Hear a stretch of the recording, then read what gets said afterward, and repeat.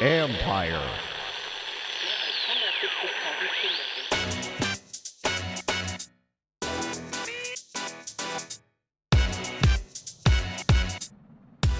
The Baltimore Ravens get another statement victory, and with the Patriots losing, I think that their claim as the best team in football just might be valid.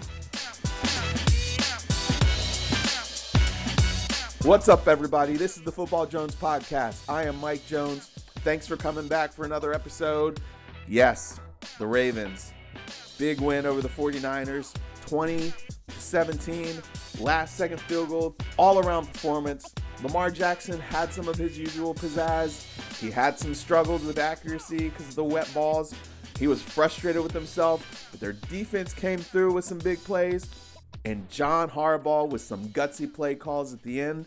This was a huge win. And so we're going to go inside the locker room. We're going to talk to a longtime Raven, Marshal Yanda, a guy who's been there. This is year 13.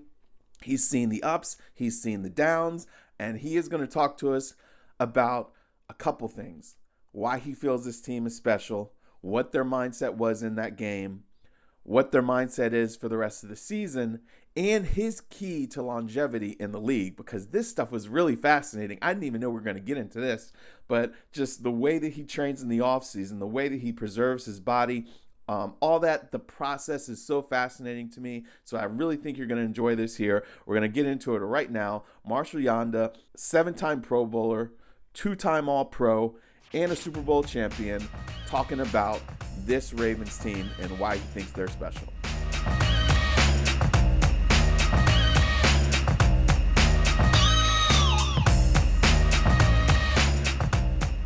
You guys just come off of, back to back to back. This is another big win here for you guys. How do you just describe the feeling inside this locker room and just as you guys come off of a performance like this?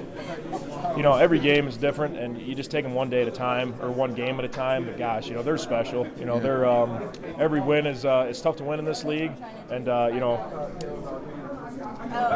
it's tough to win back-to-back games like we won 8 in a row now, and it's special. It's just you're grateful. Everybody works hard, and you want to do your best on Sunday.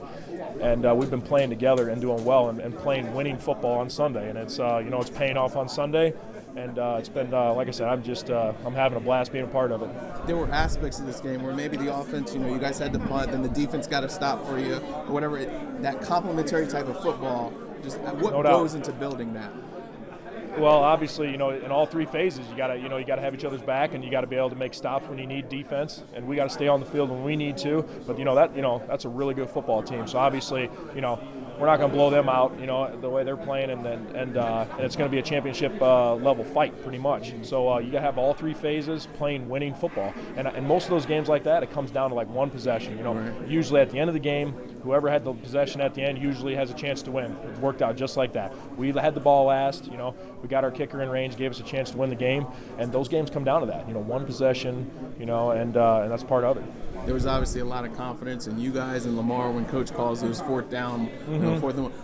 When you get that call, what is the feeling inside? And, obviously you want the game on you. When you're a competitor, and I'm a hyper competitive guy. You want the game on your back, and we got a lot of guys in that huddle that want that game on their back, want that call. So it starts with Lamar. He wants it, and we all want it. So it's it's a confidence thing, and obviously we understand. We just got to do our job at a high level. And give our chance, give our offense a chance to stay on the field. But yeah, you want the game on you. Yeah. Like you play this game, I play this game, to compete, and I love the competitiveness of it. So it's like, put it on us, 100%. And guys have definitely bought in, and it's not too big for them. Make the plays, do your job, and it's exciting. It's exciting to be a part of it. What did Lamar say in the huddle for that last fourth down? Remember? Nothing special. Just everybody do your job. Let's get it. Get after it. And everybody's got a lot of competitive guys in that right. huddle. And everybody just wants to work together and get it done. Get it done no matter whatever it takes. Whatever the call is, get it done. Gotcha. Now, so then you guys picked up 3 yards when you needed just 1. Yep. What is the feeling like when you guys do get that podcast? As long as it's, as long as we convert, I don't care if it's by 1 inch. As long as we convert, when it's fourth down, as long as we're competitive enough to get that, to get the yardage we need. Obviously, 10 would have been great, better. Three's okay. But the number one goal is just to convert. So that's all we're thinking about. Gotcha. So you have wins against the Patriots, the Seahawks, the Texans. The 49ers, big wins here. No doubt. Yeah, I mean, I'm just I'm relishing this time because I understand. I've been a part of teams where obviously it's a grind every single Sunday and things aren't successful and you got to keep your head down and you got to grind, and obviously having this success is special and it doesn't happen every season. I've been a part of a lot of teams, so like I said, I'm living it up. This has been awesome. I'm in year 13. Right. I get an opportunity, to have, the team and the guys that everybody's bought in and everybody's doing well. I'm grateful to be a part of it. I'm a team guy, and I'm excited to be a part of a good team. And what's been the key for you, your longevity and just play at this high level for this long? I'm grateful to, stay healthy at the right times because, obviously, before I take the field, every Sunday, I understand, you're one play away from boom being done, and I've had it happen to me, with my knee.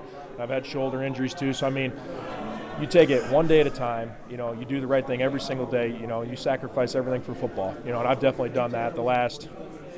Every year the game's been more to me. So every year I'm looking for ways to take care of my body better, ways to eat better, ways to sleep better. This is my life, and I really love it. So as I gotten older, I understood. I need to ratchet things up even tighter. Diet, sleep, lifting weights, pounding weights and trying to stay, because it's a young man's game for sure, but I'm 35, so you got to do everything you need to do to play with these guys. What did you change diet-wise and sleep-wise? Last night I got 10 hours of sleep last night. Normally every night I try to get at least 9 hours of sleep. People say 8 hours. I usually get 9 hours consistently every night. And game night, I went to bed at 10 last night, slept till 8. So food-wise, just cleaner carbs, cleaner protein. Lean sources of protein. I eat a lot of quinoa, a lot of rice. So that in the off season. And then just continuing to lift weights. I go back to Iowa in the off season. I lift with Chris Doyle. He's a strength coach for Iowa, and he's like my guy. So okay. Obviously I'm from Iowa. I spend 6 months training with them guys. Right. Train with the college kids. I'm doing their speed work. I'm stretching with them. Those young guys are keeping me young as much as I can. So when guys are doing their own thing in the off season, I'm with these college kids getting after it. So that's been a big edge for me as I get older. Gotcha. Guys aren't still squatting heavy. I'm still squatting heavy. You're still doing elliptic lifts in the off season.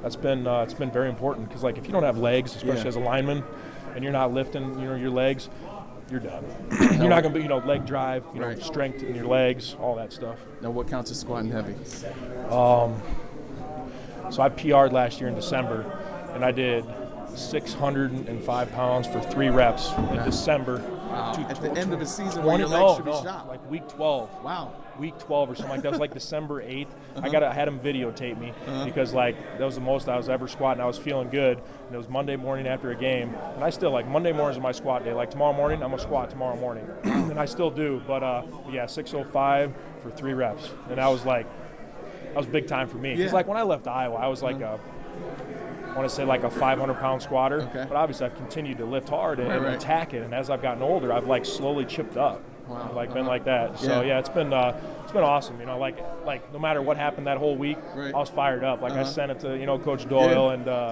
just that's what it takes though. When you get old, because like I said, this is such a young man's game.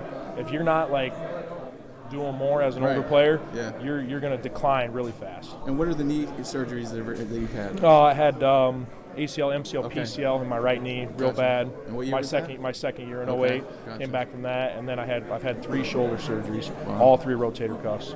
So that's been it's been a battle. My shoulders, they're doing great. They're feeling great this year, which is awesome. But I've definitely had to play through some of those, which has been really tough. So with shoulders, and then I had a meniscus in my left knee too, fibula, Weber C fracture in 17. So I've been hurt too. So I understand that boom, you're done. One play. Every Sunday, it's you're one play away from being done for the year. So that's just it's the nature of the beast. But it's awesome being a part of it though. Yeah. And so you've been on special teams. How do you describe the special that you feel right now? Yeah, it's the best team I've ever been a part of. It is. We've won what is it, 8 in a row now? Yeah. You know what I mean? We've never done that, and it's just it's special. Good deal, man. Yeah. Well, thanks a lot for your time. Man. I appreciate No it. problem. All right, buddy. Take care.